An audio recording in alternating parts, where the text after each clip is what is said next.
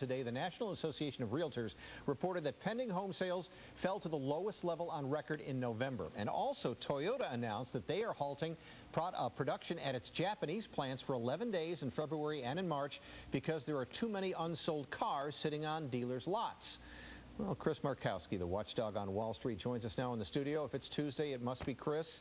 Nice to see you. As well. Should we be expecting more news like this, declining numbers for a little while yet in 2009? I think we're going to continue to see a little bit of retrenchment. Right before I came on, I just got news Alcoa is going to be laying off about 13,000 workers. 13,000? 13,000 workers are freezing executive salaries, cutting expenses. You're going to continue to see this happen, and companies are going to go about basically getting lean and mean.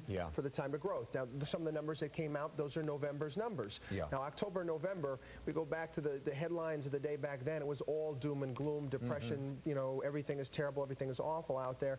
And that's just simply not the case. Things are starting to improve slowly but surely, and you're going to see the numbers improve as we get into the middle of this year. Okay. Something else to mention about Sears. Sears recently announced that they're going to stop matching contributions to their workers' 401k plans at the end of the month.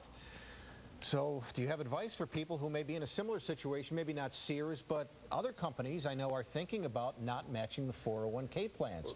Alternatives? A lot of retail companies, they're not making the numbers, and that's going to happen. That doesn't mean that you stop putting money into your 401k. One of my bones of contention drives me absolutely berserk is that many Americans, they throw away billions and billions of dollars every single year in matching funds from their employers because they don't even contribute to their 401ks, which is it's just nonsense. Don't worry about it. Don't worry about the stock market. Don't worry about any of those things. Put that money away. It lowers your tax basis, and it builds for the future. Okay, that leads to a question that we got from one of our viewers on Twitter. It's Brad Johnson.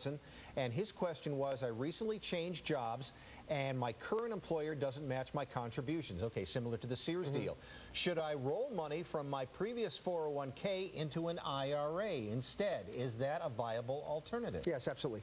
Right away, because then it's going to open your IRA to any choice that you want. When you're inside a 401k at your former employer, it's only the choices that are in that 401k. You can do various other things with that. Absolutely, highly recommend doing that. Leads me to another question about the IRA. It's a tax question, so I'm not sure if I'm throwing this at the right person or not, but you can still open an IRA and have it count toward your 2008 income. Is that correct? If you get it done, I'm not going to get the exact cutoff date. Don't call my accountant up, but but if you get it done before April 15th, if I'm not mistaken, I think you'll be okay with that. Okay, that's what I thought. Also, another question about the 401k, just so people know, if times are getting tough, maybe you lose your job. I know some people are considering cashing in their 401k because they need the money. The penalty, though, on doing that. No, you don't want to do that. And some people are going through hard times. You'd rather go and you'd rather take a loan out versus your 401k assets and borrow some money against it rather than take the money out directly and not repay it. Penalties are just going to destroy, especially after a down year in the market. You know, everybody's down. So you're not the only one that's down in this situation. By taking money out, you're going to add an additional penalty on top of that, which crushes you. And we're talking about a penalty of, what, at least 10% of the total value? Yeah. If you have a lot of money. And if you're up, those are capital gains as well. It's one of the things that shields it when you're in your 401ks. You're not paying those capital gains. You know, if we have time, one more quick question.